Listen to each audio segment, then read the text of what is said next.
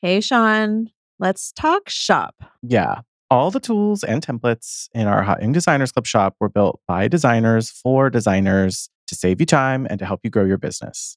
I think we did a good job focusing on making them beautiful while being completely customizable and at an affordable price point. Yeah. So head to shop.hotyoungdesignersclub.com to learn more and save 10% off your first order. Hey, Hottie, if you like the show and we've been helpful in your journey as a designer, here's how you can help us and show your support for the show for free. So first, rate us on Apple Podcasts. And if you're feeling extra generous, write us a review. All you got to do is scroll down on Apple Podcasts and the review section is at the bottom. And it's really helpful if you share our show with friends, whether it's in a Facebook group, on your Instagram. And while you're there, you can also follow us on your socials at Hot Young Designers Club. Yeah, thanks, Hotties. Thank you. We appreciate it. It really does help.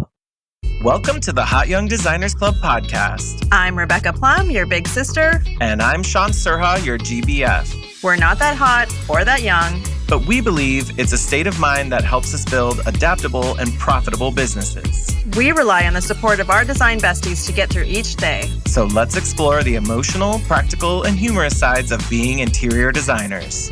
Welcome to the club. Hey, Sean. What's up, Rebecca? Happy New Year. Happy New Year. Say me. I think we say this every year. New Year, same us. I'm just getting locked in my ways now, so. Well, yeah, now that you're in a new decade. The big 4-0. Welcome to the olds. Honestly, I feel very confident that, especially every decade has gotten better, because I look back at my 20s, I'm like, I had a great time, but not as much fun as I had in my 30s. Like, right. Life has been much better in my 30s, but in my 40s, I feel like, what's next? Let's do it. Like, yeah, I feel like 40s are kind of prime time. But I kind of did a lot of 30s something stuff in my 40s as far as like having a family. So yeah, I'm kind of late bloomer on that. So I don't know. Yeah, I'll be in a different decade next year. So we can talk about that then. No kidding. Or this year. 2025. God, I got a few quarters. You got a little time to prepare yourself, gird your loins. Like, God. Do something. I'm stoked. I do feel good. I feel like popping fresh out the kitchen, you know? A little bit. Yeah. Yeah. No, it's good. 40s are good. I don't know why like people call 40s old. Like it's really like you're kind of at your prime. Like you're usually at like a good money making level. Yes. Your health hasn't totally failed. You can still kind of see. Usually, like I feel like for a lot of people in their 40s, their taste matures of like experiences that are very enjoyable, or ways to like take care of themselves or treat themselves, or drinks or food, like that kind of stuff. And hopefully it's aligned more with ability to afford it. I mean, closer than when I was in my 20s. Like, oh, yeah, because I've always... Like when you're in your 20s, you drink Moscato and you're like, ooh. And then now we know better. Ooh, we got the wine with the cork in it. Yeah, you're not drinking like Barefoot Bubbly or something, you know? Like now I'm like, where's the Veuve? Right. Those things, those small experiences in my life, I appreciate a lot more. And I know where to spend my energy on those things. Which is also reflected in our clientele. Yeah. All my good strong clients have been 40s, 50s, 60s, like plus.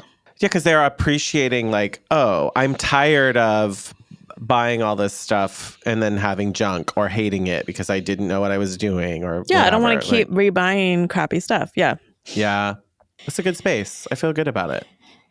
Yeah. And we're headed into our 5th year here, which is half a decade. Like that's nuts. Right? Yeah. This is what you are one of, I mean, aside from like, I would say like, oh, this is like a long-standing relationship. Like, yeah, we've almost gone through the 7-year itch, but but that's why I'm saying more. Like to find a level of commitment to something or to someone or what like that and hold that, because we have our own personal friendship that's outside of just like this weird split personality of the show, the podcast, Mm-hmm. like our business that we have together, but it's like our friendship together too has continued For over sure. that 5 years. So like, I you know know. too much now. You're like, Yeah, you can't get rid of me easily. we both know too much about each other. There's no way out. Like, Yeah, so that seems weird. But I don't know. Yeah, I've really just loved what we've built. Like, it's gotten a little less stressful. I think we've done a good job putting things in place that have yeah. automated things for us. Like, this is a side business for us still. Mhm. And even though we might have some like goals for growing things, I don't know, it doesn't feel as stressful because we have good help and systems. Yeah, we as did well. talk to a few people in High Point who were like, "Oh, should I do a podcast?" And we were like, "Yes." And like, It's not very casual. Like, I don't know, consistent is hard. it is hard. Yeah, because you And really do have to think it through. Until you like have like systems, but it took us a good 3 years to get that Mhm. going and to have a little bit of support financially. Like, everything that we get from the shop and Patreon, really most of it goes back into the show. Yeah, Sometimes we throw ourselves a little cute Throw a- bonus. throw a but bone. no one's getting rich here. But speaking of our Patreon, our patrons, those are our loyal hotties that we are very, very appreciative of. And if you've considered joining, it's a good time. What's funny is whenever I look and someone joins the free level, like the free level is fine if you join it at Patreon. And there's a few episodes that we unlock if you join as a free member. There's a few like the preview episodes where you get the whole episode of past stuff.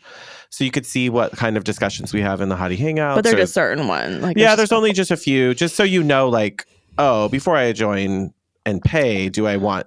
test the merchandise. Yeah, it's like when gyms give you the, like, here's a couple weeks free, one session with a trainer. Maybe you'll sign up for the long haul.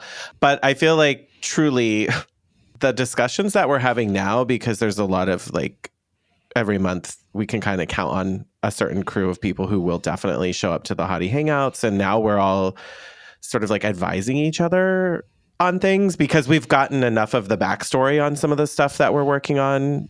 Yeah. So I like that, where people come back the next month and I'm like, whatever happened to like that client, or what did you do with that contractor, kind of stuff. Like I'm in the chisme. Like, Yeah. like, I mean, let's just like do a little quick commercial for ourselves because maybe we haven't always been clear, and just assume people know what the Patreon is. yeah. So every month we put out an extra episode that is just for the patrons. Yeah. It's also video. So you can either listen to it, audio, but you can also watch our faces if you're And- so inclined. And we screen share stuff because we Yes. can't do that on the podcast that you guys are listening to like this. So when we want to talk about apps or programs or systems or functional stuff, like it is much easier to be able to like pop a screen up and just show what we're talking about, which is very helpful. And we try to save those conversations for when we need to do that for Patreon. So Yeah. it's definitely bonus in that way. And then the Hottie Hangouts, which we've mentioned, that's a once a month live Zoom session with any loyal Hottie that can join. And we just throw out a topic, and it's just kind of mastermindish. We're leading the conversation, but we're not instructing anything. It's not a coaching session. No. It is like a pick your brain.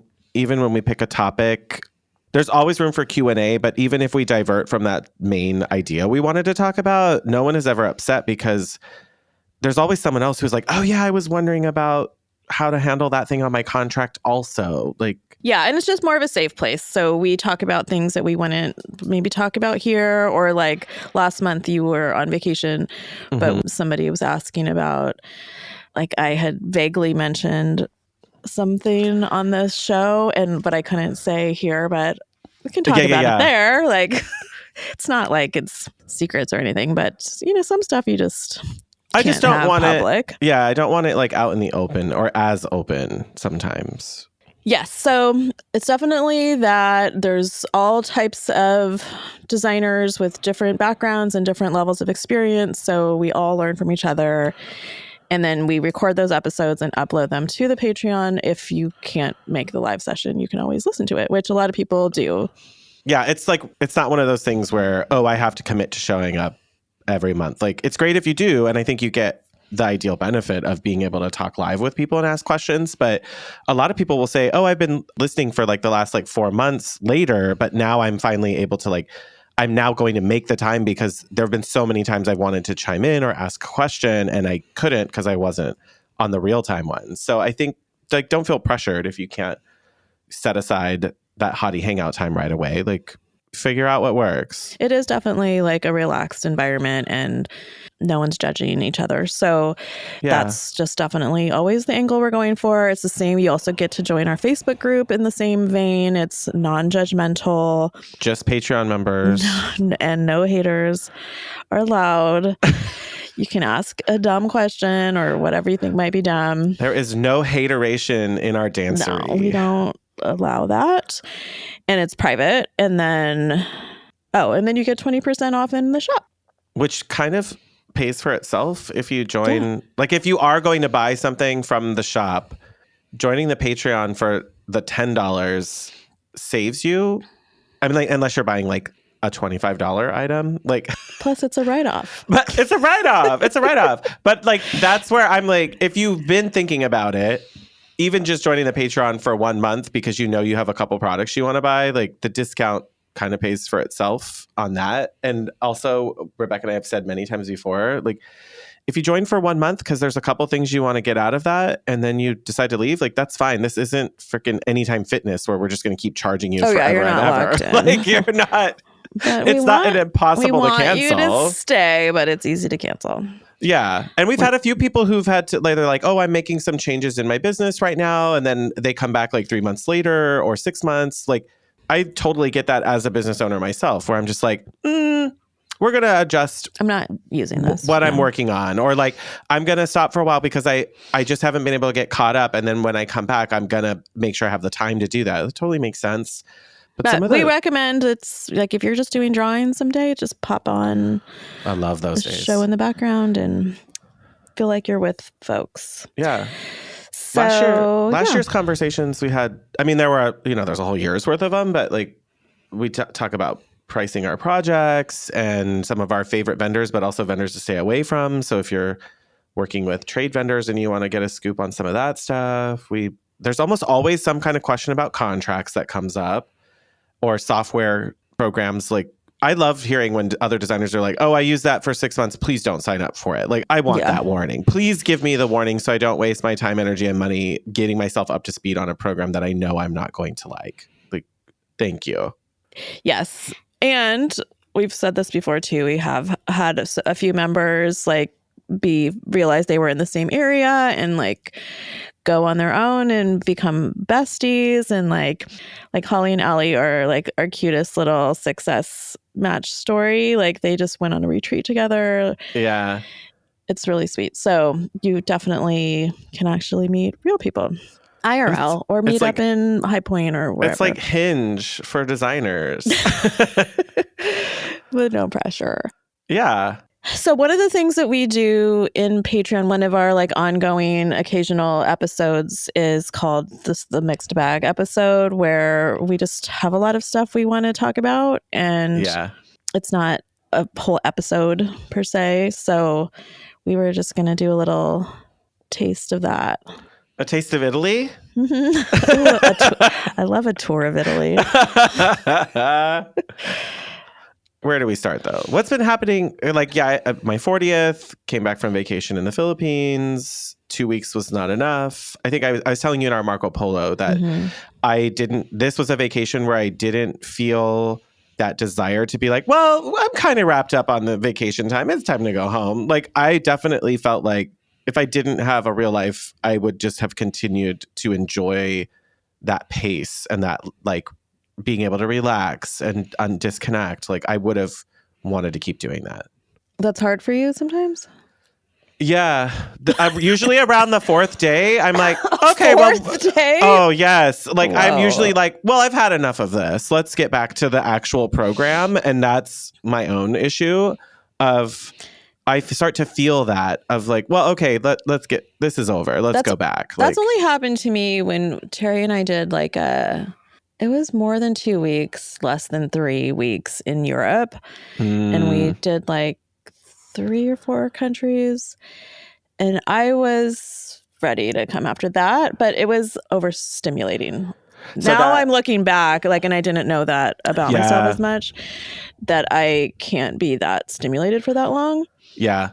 So that might be the caveat, or not the caveat, but like the difference in what we did is we had like 4 days in Manila and enjoyed the city and went to some of the historic sites and did that. And then we went to a much slower island and just sat at the hotel pool bar and ate whatever at any time or got room and then just like truly relaxed and just sat in the pool for, an hour. And I feel like those trade-offs that we did of like energetic sightseeing, higher energy and sensitivity requirement stuff, we balanced out with the we just laid around and took like 4 naps one day. I did have a cold while I was there for a couple days, and actually, honestly, other than having a cold while taking naps, is it that different than having been like on vacation taking naps? Like, but also not feeling like you were missing out on something because you didn't feel good. Yeah. So I really enjoyed that.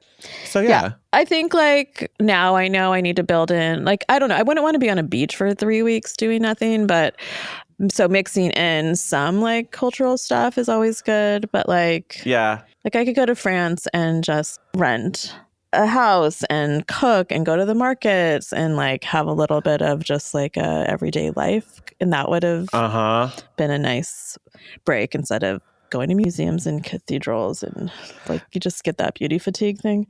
And I only have, I think I mentioned it in my stories, but I've also, Sean and I have this like deal with each other where I can only handle so many churches. Like and like the globe is up to freaking here with churches. Like I'm not anti-church. I'm just like, they do all start to look the same after a while. And like, how many of them am I going to continue?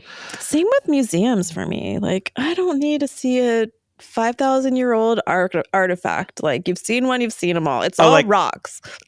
Or like classical, like more like classical era of art. I'm like, all right, that's enough with these people. Like, I definitely run out of steam on classical art very quickly. Yeah.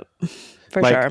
That's enough landscapes. We get it. That's enough still lifes. I understand. And I don't want that in my house. Like, I'm not coveting that. Yeah. Yes. Okay. Well, cool. Yeah. So I do need a new vacation on the agenda. Yes. Trying to figure that out for spring break coming up. I want that for you. I don't know. My husband's schedule has just been quite the shit show wrench in the works. Yeah, he's unhappy with his schedule, so it's hard. I don't know, we'll see how that plays out, but yeah, it's been like surviving I'm just trying to keep the stress level not in the red. So like when I'm looking at our little voices on here, like you want to keep it green and a little bit of yellow but never red, and I've been pretty good at that, honestly, in the last 3 to 5 months, mostly because I've had great clients who are totally ideal, and like the amount of work, the expectations on how long things take, exciting like collaborators. So that's been really great. But also I've been not saying yes to things that I would have in the past, or like I think we've talked about like moving them to designer on call or something, like if I know it's not going to be a fully realized project, but someone still needs help. Like, like everyone's expectations managed, like mischief managed, which has been really like a big, we've all said it for a long time, but actually starting to do it and not be scared of, will I get another job? Like, yeah, the scarcity is really like, it gets you. But to be like, I've had a few, in that sense, earlier this week, I was telling you about how there's a few people who are I think are going to be solid inquiries, but I do think their projects have a very real chance of turning into something, but they're in that phase where like one needs an architect still, one already has one, but the scope is still unclear of how far I'm involved and what I'm going to do. Like, we don't know if there's going to be a fourth bathroom instead of just 3 right now on one of them, or we don't know there's like this sunroom that might be on one, but maybe not, if depending on like how we net out on square footage kind of stuff. And that's the type of stuff where I'm like, yeah, I want to work with you, but I can't write a full service contract for you right now and feel obligated to that emotionally and financially and otherwise, because I can't really predict if that's going to happen or how it will happen yet. And I'm more like, I'm proposing to them development retainers of just like, we need time to work together and develop the plan and talk to your architect. And I'm cool being on board with that. And I'm with you, instead of paying for like individual consults, because I think that's wasteful. Like, I want and then to they may not pick up the phone when they should have. And so I want to be more heavily involved, but I'm also not eager to jump in the deep end and start making my plans for my projections based off of that. So, and I feel at peace with that, if that makes sense. Like, past me probably would have been like, get them on the line. Come on, like, get the big retainer and let's go. Yeah. I mean, because I think there is that level of project where people don't know where it's going to go. Like, they don't know if it's going to go. Like, I mean, we both had projects where the architect said one thing and the contractor priced it double, and now it's like, okay, well, that's not what they were expecting. So right. And it's disappointing for everybody if we're like overly invested emotionally and financially. So I think that makes sense. And I do think there's, for me, a lot of peace in just like we talked about, having our emotions right-sized. Like, I don't need to get all excited and fantasize about my future portfolio page of this like vision that I'm starting to have for this project. Right. When it just might not happen. And the letdown is real. Yeah, but it's also right for the client for it not to happen. So it's not like we have a right to go get pissy about something that never happened. Like when you go on a first date and you start imagining the babies you're gonna have and the like, that's too far. Like, calm down. Well, this is your joke was like, we're just having fun. Yeah. We're just having fun right now. And maybe we're just having coffee. like, I'm not even gonna have that much fun yet. Like I'm not even getting you in bed. Like, calm down. No, you're not even that far. Like, yeah. We can just go out for a meal, like, and see if it's just gonna go anywhere. We don't. Yeah, no. What it's like an extended dating period for a new client where you're like, okay, you might be kind of cool. I would definitely go out with you again. Like, yeah. But I do think like sometimes, well, not sometimes, but if you do get into a full service contract, we all have expectations. We have contractual obligations. Like, right. So if somebody's not sure, or there's scope stuff, or like, yeah, am I going to add this on? What does that look like? There's a lot of exploration that still needs to happen sometimes. So right. I think that's good. And then, like I was telling you too, like, sometimes you just need to let the universe know you're still open and available to things. And if a better or more sure thing comes along, then you're not blocking that. It would give me room with these two that I'm thinking of that I'm sort of into discussions with right now. It gives me space that when things are getting ready, I also am like, okay, I'm with you, but like, I am wrapping up another larger project right now and I need 4 more weeks on that. So like, great. Yes. Now you've done your architecture work and you have construction plans and it's getting through permitting, but there's no expectation that I'm starting right away with you. There's also like an out strategy. If it turns out to be a overall budget or a design plan that I hate, it's also like, hey, this just doesn't have space. We don't have space for this right now. And we're not the right fit for the rest of this. Like, not that I would do that necessarily. But something could have revealed itself. It's nice to have an out strategy. That just reminded me of something kind of unrelated, but somebody in a group, I don't remember where this was talking about consultations. And so basically, I think the original poster wrote that they had a conversation and told the potential client what their schedule looked like. And then they went on a consultation, and I may be misremembering this, but they went on the consultation and something red flagged, like, and they realized they didn't want to do the project. Okay. And a commenter commented and said her practice is to never commit to anything at all, and to always say, I will go back to my office, look at my schedule, and talk to you within 2 days, tell you within 2 days. So she always has an out for any reason to just not take the project. So she says that at a consult? Mm-hmm. Say it again. So like, I've been on consults where someone's like, what does your schedule look like? When do you think you could start? And not having thought it all through, I may say, oh, have some openings. I could probably get this started in like the next 8 weeks or whatever. Okay. And so you're already like half promised. So, but this commenter said she always gives herself maybe like almost a cooling off period of herself to not over promise something when you realize, because we've all gotten back from being like, oh, that's not really, I don't like this. Yeah. And I get a little bit like, my little people pleaser comes out in consults sometimes, where I want to help them, but maybe I don't actually think it's a good fit for whatever reason.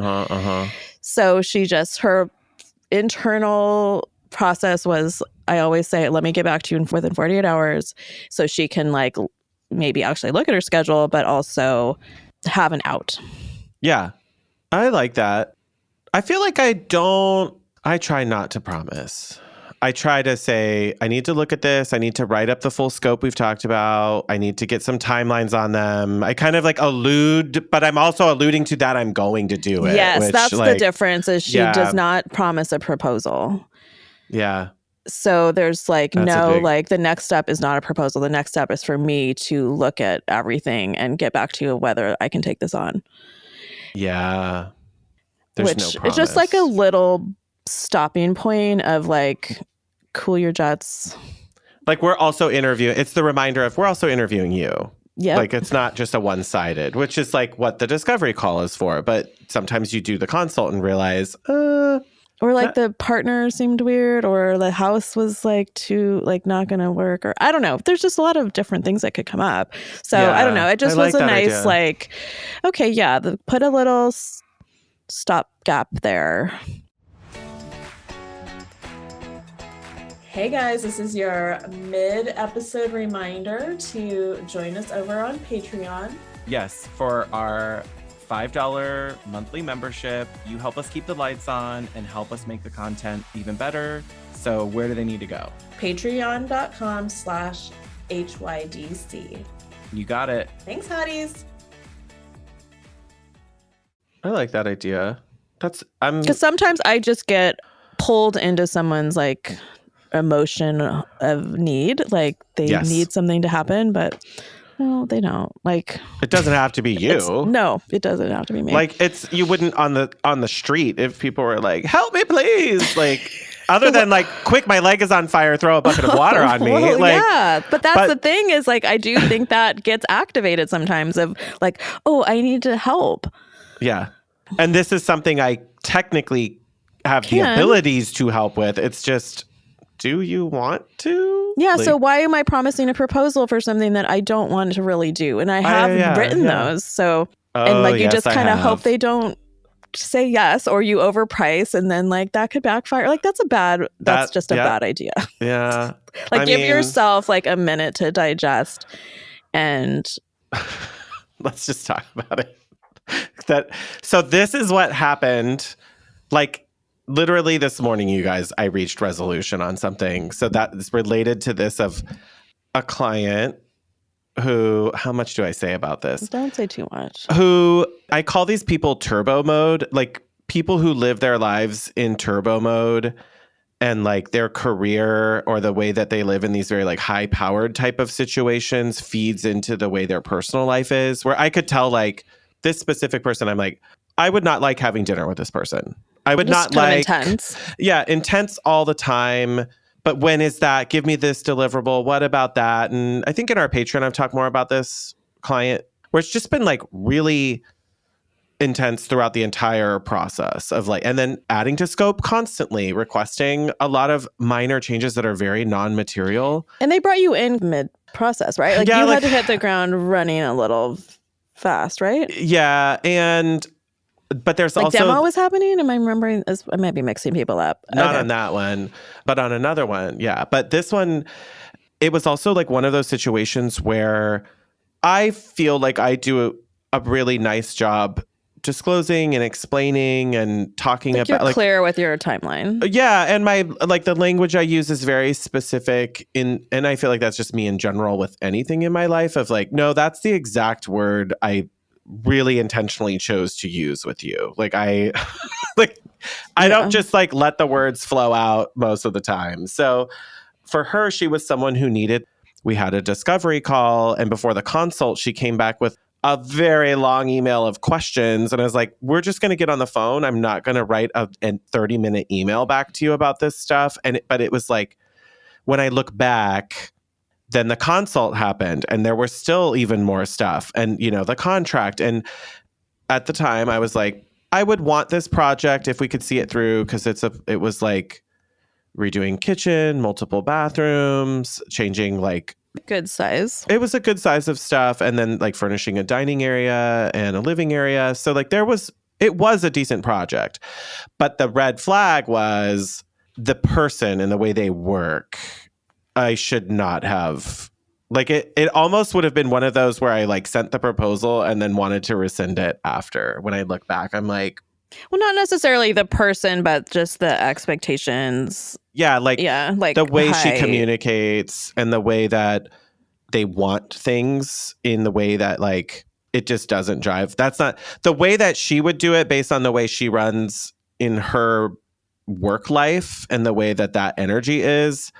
It's fast paced. It's fast paced and very specific and very like deliverable heavy of like, it will be 2.5 days before this is done type of job versus like the way our stuff works. That's not how I run my company. And I was very upfront, like, these are estimates. We work on this. This is how we kind of get through things. But like, you gave them milestone dates. Like you meet I did. dates. It's just not like today I'm going to change my whole schedule for you. Like, it's not, it's definitely not this task takes 1 hour. In 1 hour, you'll have it type of stuff. Like that's not the way we build in cushion for stuff to happen all week and So, but that client got to a place where it's like the roundabout of it. Now that we're talking about like maybe you don't commit to stuff, but this was a client that before I left on my vacation at the end of the year, end of 2024, there was an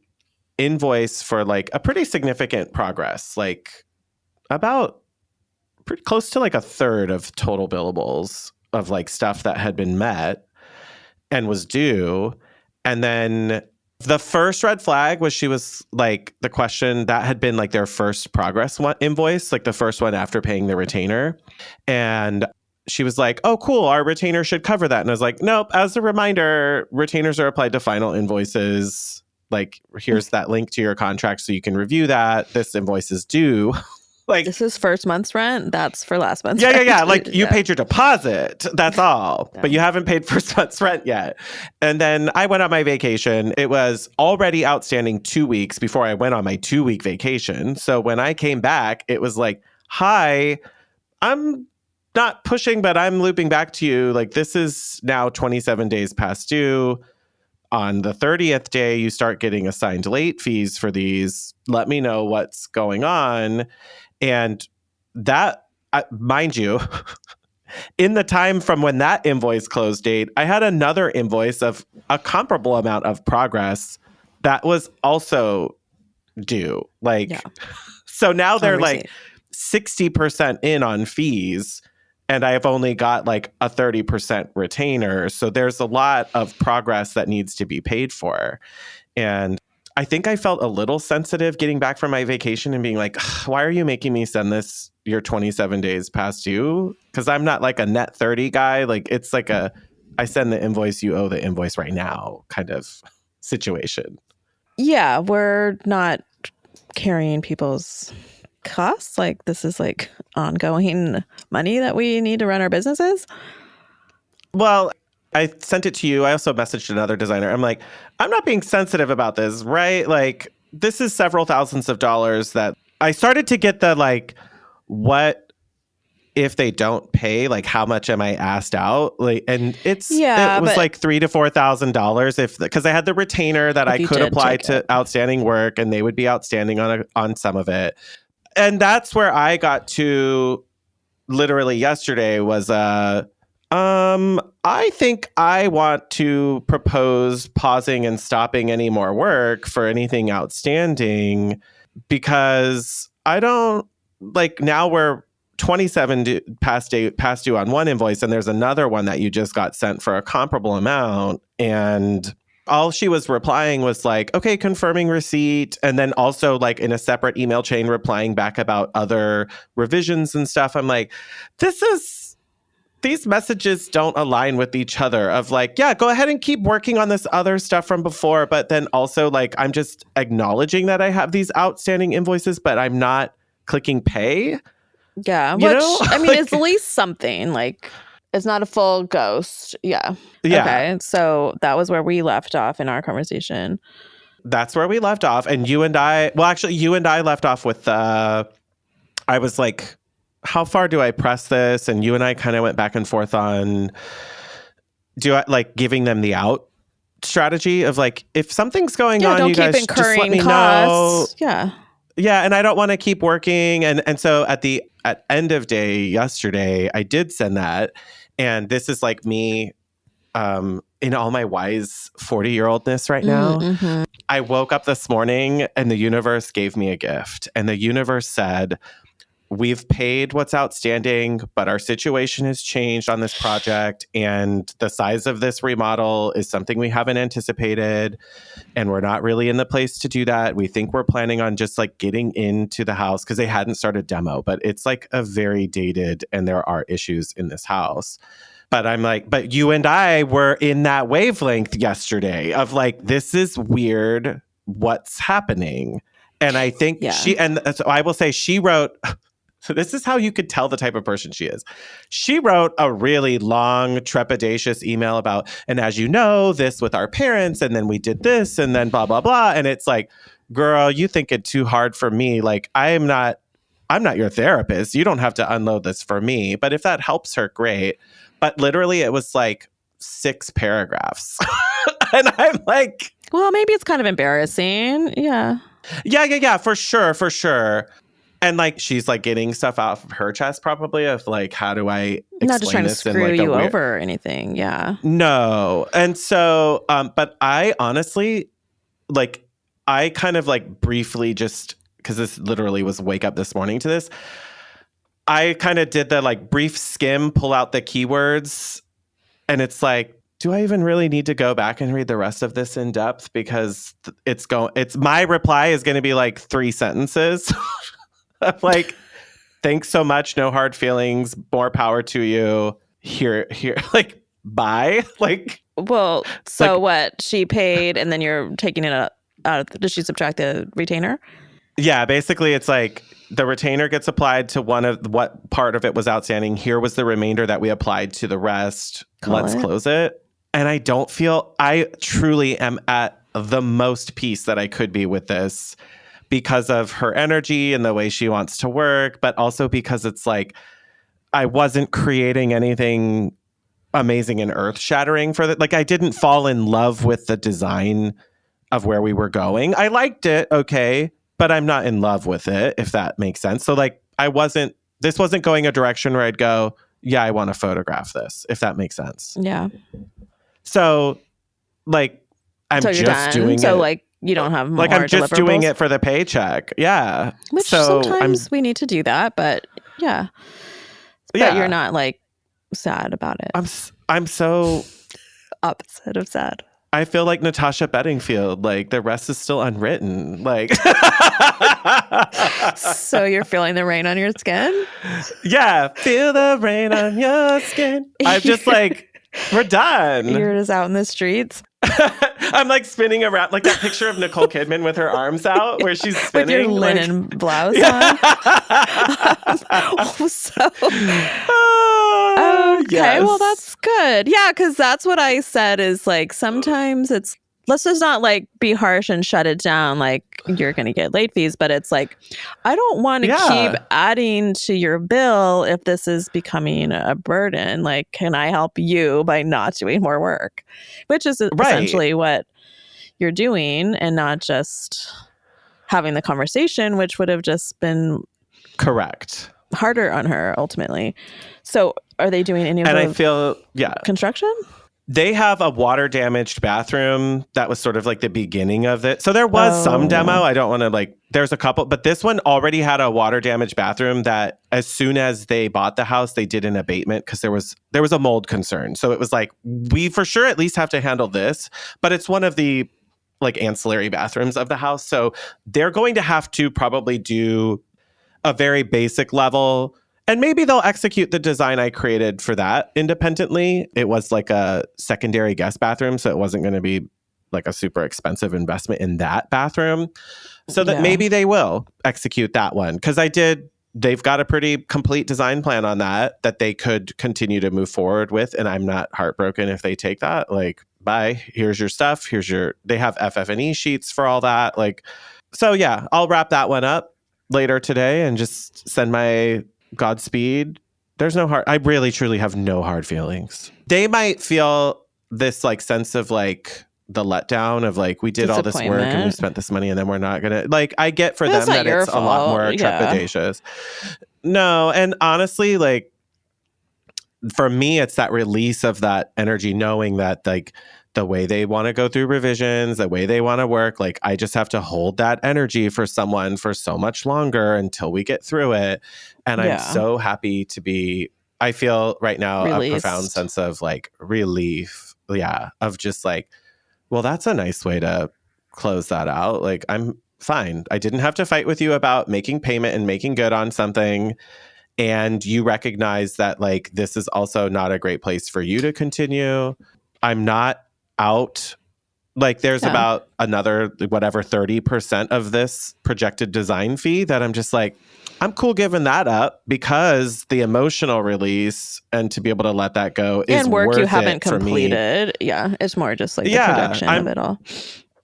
Right. Like I'm not losing anything on that deal. And I also am like not financially thinking like, oh God, that projected revenue from that remaining 30% really screws up my first quarter or something. Like it's not monumental. So it's probably the best case scenario of a lot of things that could have happened.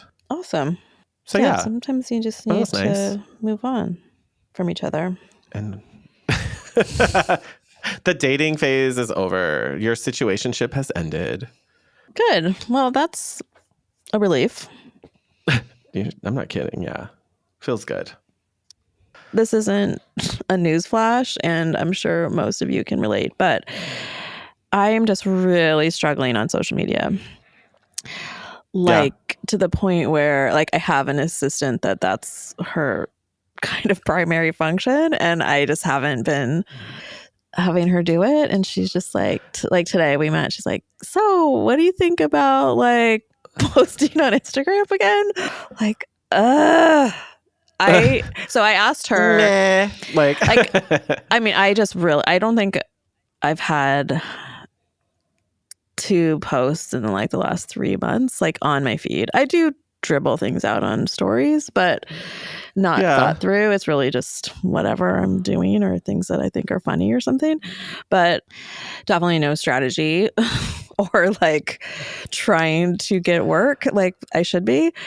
So like marketing your goods. Yeah. I mean, like I was in that book, and that book came out on Halloween, and I did not post about it until mid-December. And I don't know what it was. I mean, I had like 14 project photos in the book. Like it was an amazing book that Natalie Papier from Home Ec Op released of like, it's called Start With the Art. It's about art. And like, I'm proud of like my contributions, and it feels very much aligned with like everything else in there. And I just Yeah. like could not bring myself to promote it. I'm like, what is wrong with me? So I finally did that, but I don't know. There's just some sort of blocks. But you've kind of been in that, even when it came to like you had portfolio images to get updated on your website of projects, like you've also been like lagging on that too. Not like I'm saying that in a completely non-judgmental way. No, I just am over myself, or I mean, I know I get tired, not tired, but once the project is done, I've lived it and I'm ready to move on. Yeah. But I don't exactly know what it is. Partly with that is my website has just been getting jankier and jankier. So I have been working on it. Like, don't all rush to it. It's not like a reveal in any way, but there are things that I've like adjusted and feel like better about it. But so that's been part of it. You know what? I was also just having a thought of it is a little bit of maybe that 7-year itch. Like we've been doing this now for 7 years on Instagram as my business. Yeah. It's just like, yeah, you and I are both at the same timeline for that. It's Like, just a long time to keep doing the same shit. I Not agree. the work, because like our projects are new, exciting and new. Hopefully every time, like we get to create something new with every project. So like I still want to do all of it. Yeah, like I don't think I will get tired of the interior design work because it's always different. Like I'm not selling the same widget to every single client, which that would get hard. But I don't know, just talking about it on Instagram, like it's just tired. I don't know. And then Instagram versus TikTok, like. Don't you think some of it is I will say for me, a major factor is for the work I put into it, the way that you don't get as rewarded as much anymore. And I don't mean it from like a dopamine standpoint of like, oh, look, people like my shit. But also I mean it from but yes, like I'm also not getting the exposure, the followers, the engagement, the interaction. And I say that with full realization that there are some creators on Instagram who are putting in the time and energy and they do see that payout. But for me, it's like you start going to the gym and you're there 4 weeks and you don't lose weight. You actually like gain a pound and you're like, well, fuck this. Like, like that's how I feel about investing my energy into Instagram. But if you really went for 6 months, you'd be like, oh, I should have just kept doing it. Yes. Yeah. But that's where I feel like the dopamine, the engagement factor, the reward part center of my brain is like, I'm going to have to post once a day, every day, every weekday for a whole month straight and maybe see little to nothing out of it. That's a hard transaction for me still when I'm not necessarily loving it, but I still go on there to see other designers that I follow and I'm still on it constantly. I was working with Evan, who we interviewed for SEO, and he's been helping me reset up my Google business and stuff that got broken and fucked up. But he made me realize that I had no presence on Google because I didn't have my business profile right. And I was on, I don't even know what page I would have showed up on, like 25 or something. And technically, like my site has a lot of traffic going to it, like external links, and I have decent blogs and content on there. And so it really was because I wasn't having this Google profile. I mean, hopefully. But anyway, I was telling him like, you know what's so funny is I say, oh, all my leads come from Instagram, but really that's because that's the only place they could come from. Yes.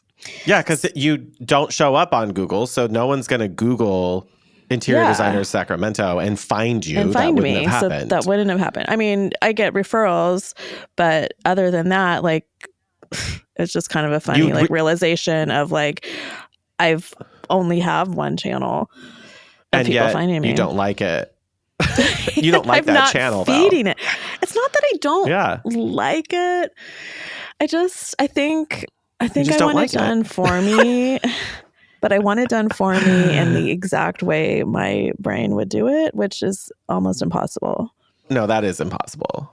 Like literally. So either I need to like just work really, really closely with getting a little bit more streamlined and process oriented with my assistant and try to like train her a little bit closer with what my brain is, which she's totally open to and wants for me.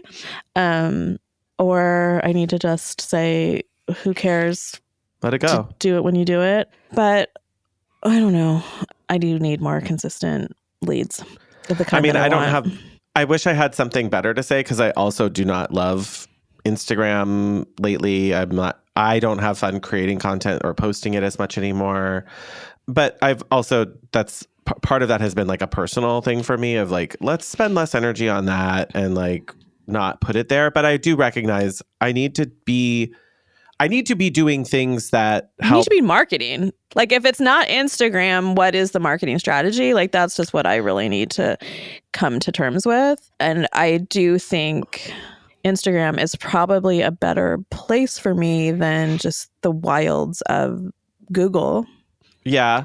I mean, definitely don't put it in TikTok pending immediate shutdown in the United States. I don't know. I'm not following it that closely. Though they keep saying that and then it doesn't happen. So, well, I mean, because this is literally coming out. I mean, this is changing like every day still. But as we're recording this, it's supposed to be it's like January 19th, 2025. Like if it's not sold or something before that, then they're gone in the US, which there's so much shady politics and whatever behind all of that. And Trump has a soft spot for it. Oh God. That's what he said yesterday. Like, I just think like it could happen. And what I think about too, like that's really sad about this is like in the same way that we depend a lot on Instagram for things, there are a ton of creators on TikTok that really depend on TikTok, like not just influencers, but like there are big designers on there who have built a huge channel off of that. There are tons of podcasters. Like I've discovered tons of podcasts that I now listen to by being on TikTok. And like these people are also businesses who it's not like, I mean, let's be real. They're not all just going to start flooding Instagram because the engagement they get on TikTok is so different than Instagram. They're not going to flood Facebook. But they are going to have to go to Instagram because they're not just going to say, well, that's a wrap on my career. No, for sure. Do something. But they're not going to build the same volume that they did there because the reward structure is different than what it is on TikTok. I just think that if that does happen, Instagram's going to have to pivot, and they probably already are because they know that's going to have to change. Yeah, I know. I don't know. I don't know. I'm assuming somebody will figure it out, but. Or I'm just going to get, if they don't, I'm going to get like a VPN so I can still go on TikTok. Because do you know, like if you get a VPN that is from another country, then you can still access But all the creators are going to be doing that? Not necessarily, but I still like it. Like I would still do it. Like I would get the VPN just to go on and enjoy the content. It would just be non-US creators. People that... I don't know. I think there will be some people who still go on it from the US. Like, I don't know what's going to happen. Honestly, I know. Yeah, by it's the time so hard to know. But we don't love social media. Instagram gets a little bit more like TikTok-ish, which I think it already has a little bit, but yeah, just less polished and just random and funny. And that's just what I don't have in me. Like I see people that go on TikTok and I'm like, God, they're just picking up their dumb phone and talking and doing edits as they talk and posting. Like I just can't do that. Like that's just not, I don't know. It's not what you want. Well, I just can't do things that are that rough. Just like, I don't want to is the short. No, because you're just going to get feedback and then it's just, I don't need the internet yelling at me, you know, like you throw shit out there, shit gets thrown back. Like that's the nature of it. And that's why it's kind of fun, but it's also like, I'm just not cut out for that. And the comments and the stuff that comes from it are really like, sometimes it's savage, like brutal. There's no filter, which is the beauty Yeah. of it, but also the edge. So Yeah. I don't know. I'm trying to get re-inspired. I think what I just need to do is just get it mostly off of my plate. I don't know. That way you're not the one blocking it anymore. At least just the regular posting. Like I can still hang with stories and talking to people, but the creating part of it, I don't think Is meant for you. I don't think so. No, I think that's a fair place to be. I don't have the answer. You guys can obviously chime in on stuff if you have ideas. I think that last closing I have is also something that we're like, maybe I'm personally a little bit disenchanted by it. Is I was talking with another designer about this of, there's a couple elements here, so stick with me. She was talking to me about how in the like last couple of years, she feels like she's developed this sort of like kind of social anxiety, which there's so many layers to that as well. Of like, I personally know people who developed it as a result of the pandemic and like isolation and whatnot. And I everything. definitely feel like I have. And some of it is definitely like, I'm not a psychiatrist, so is it still technically social anxiety, or are there other things? Like, yeah, there's probably a bunch of stuff wrapped in that, you know, because part of it, I know for part of it for me has also been this idea of just like, not antisocial, but I definitely spend a lot more time post pandemic thinking of the value of things that I'm doing, because I've got this like more front of mind awareness of, I get one trip around the sun, like I get one trip and that's it. And where do I want to spend that? And who do I want to spend it with? And how do I want to use my energy?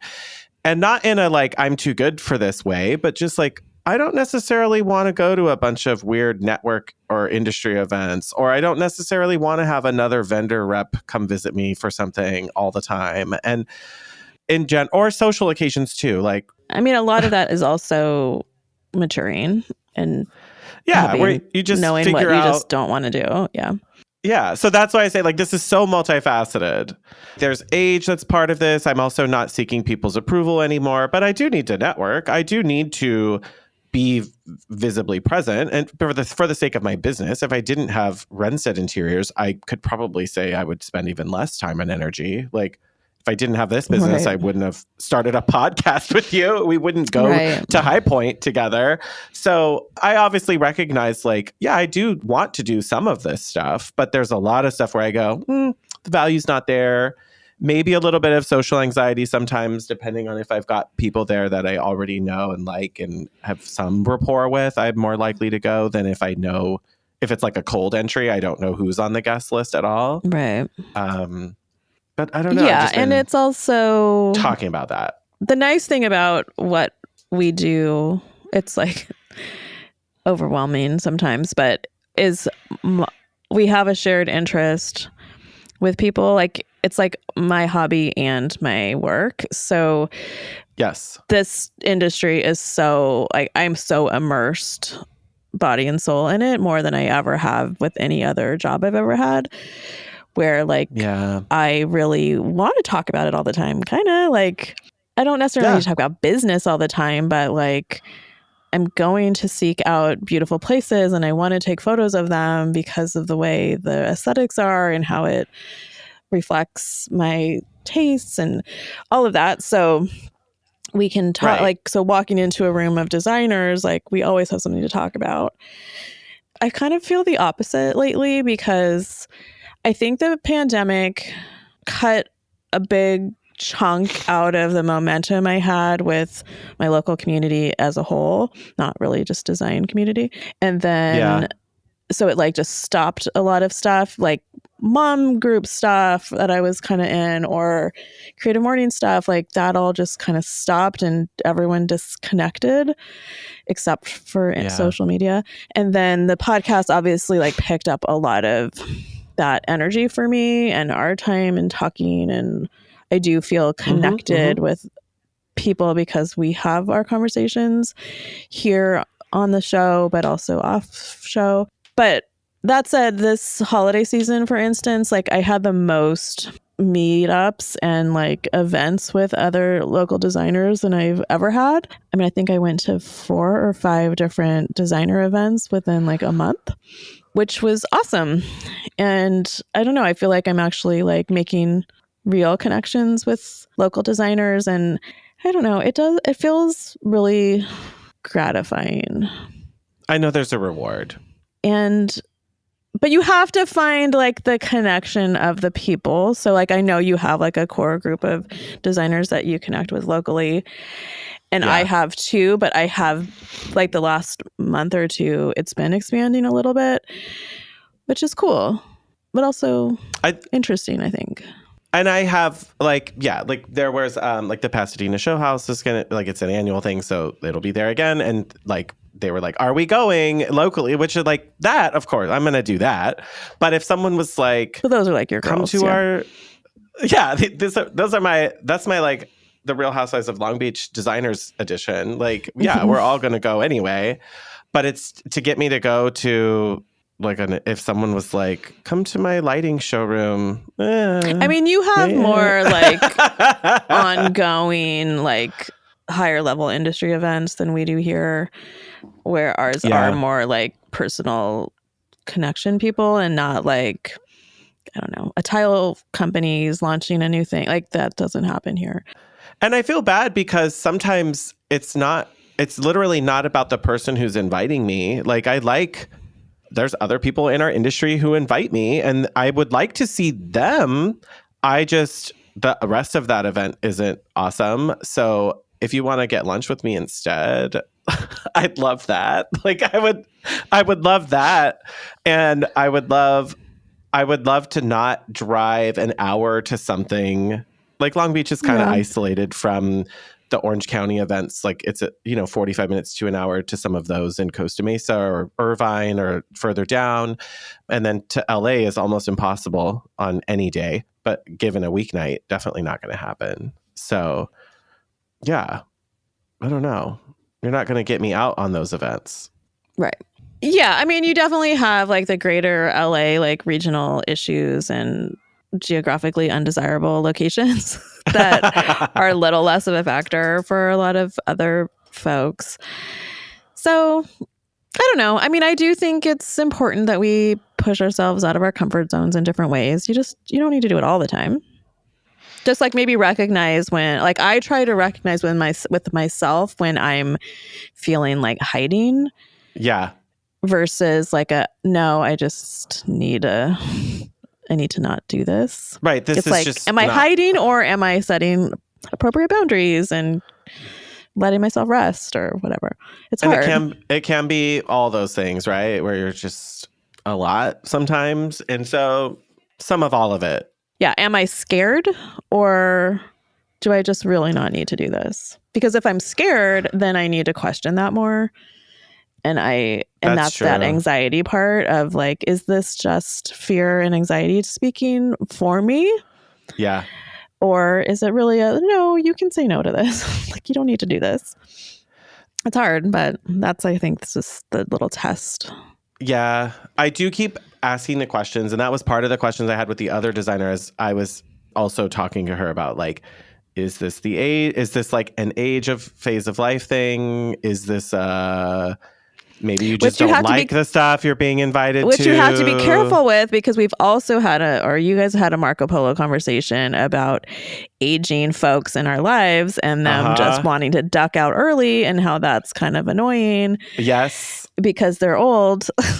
But yes. So as the recipient of that, you don't like, you want someone to, have a little more energy for you. So I don't know. It's like, you got to be careful as you age, like every step you take away from society. Yes. Like, am I distancing myself? Am I becoming out of touch? Am I becoming like stuck in my ways? Like, those are things that I'm constantly juggling. Yeah, because I do have that discussion about I don't want to be the old guy who gets stuck in my ways, who becomes a hermit, who doesn't want to wait more than 15 minutes for a restaurant type of energy. Like I don't I personally get annoyed by stuff like that when like my brother's kind of like that already, where he's just like, if I have to wait, it's not worth going to. I'm like, that's literally not true. Like it's just like, it's actually probably more worth going to if you have to wait. Yeah. It's probably more valuable. So, but you see when it starts to, I guess it's just like when those things start to kind of like trickle in, you see how it can snowball into like, now I don't ever want to do anything.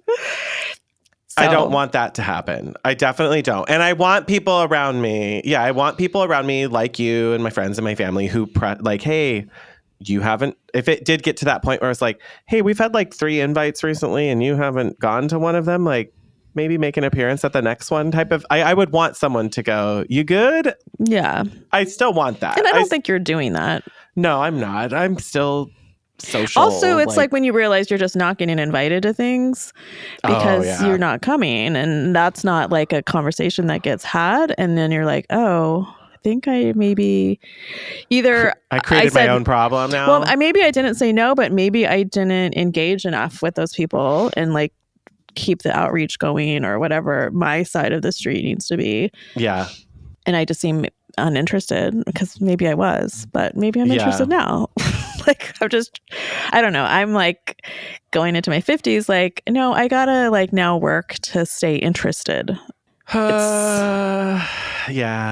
I don't have I'm with you. Yeah. It's like starts to get there of like, no, I'm cool at home. Like my house is great. I've got all that I need here. It's warm. It's cozy. There's good food and drinks. Like I could definitely live in a basement bomb shelter that was properly situated. But the more, it's always like you go out and you do that thing that pushed you or you weren't sure about, and it becomes like really amazing and gives back. Like you just gotta just balance it out. So I feel you.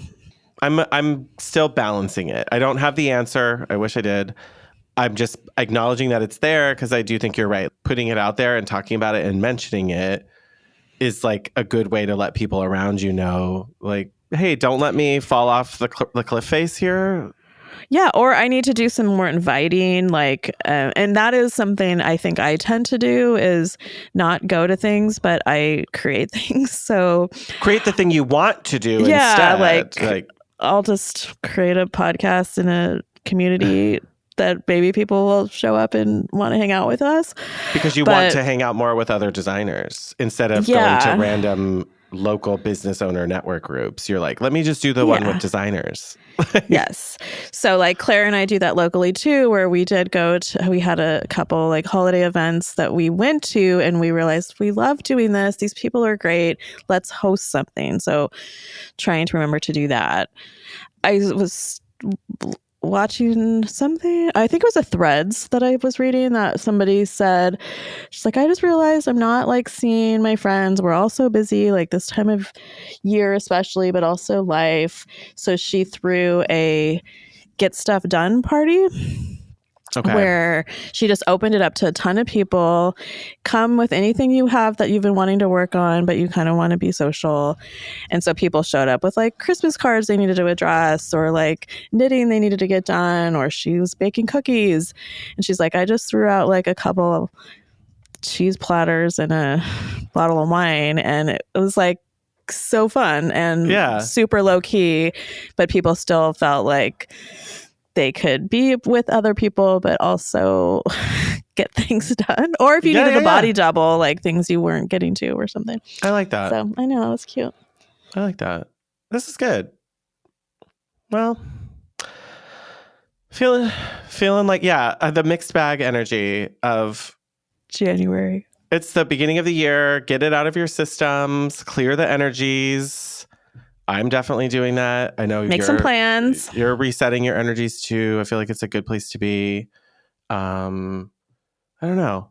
I'm feeling, I don't think it's just the new year. In general, I feel optimistic. I feel like I'm giving that like everything always works out for me energy from the universe. And I feel like I'm taking that forward. Like, yeah, because the other way of thinking is we're all gonna die in a fiery blaze of dumpster. And some days that sounds great. But but it's like, God, I can't live there. No, I'll definitely never leave my house. I'm definitely living in I've got a lot of love around me. Mm-hmm. My love and my energy that I can produce is the one thing that like I can never run out of. I can always keep making more of that energy for people as long as I've sustained myself. And I feel like I'm ready to like let that move into the rest of the year. So I love that. Yeah, I love that journey for us. Me too. Okay, more of that, please. All right. Well, hotties, Happy New Year. And until next time, stay hot, designers. Thanks for listening to the Hot Young Designers Club podcast. For more on what we talked about today, check out the show notes. Your support helps us grow, so share with your design besties. And subscribe and leave a review on Apple Podcasts. Our conversations continue on Instagram. And be sure to download our monthly resources on our website and our Patreon.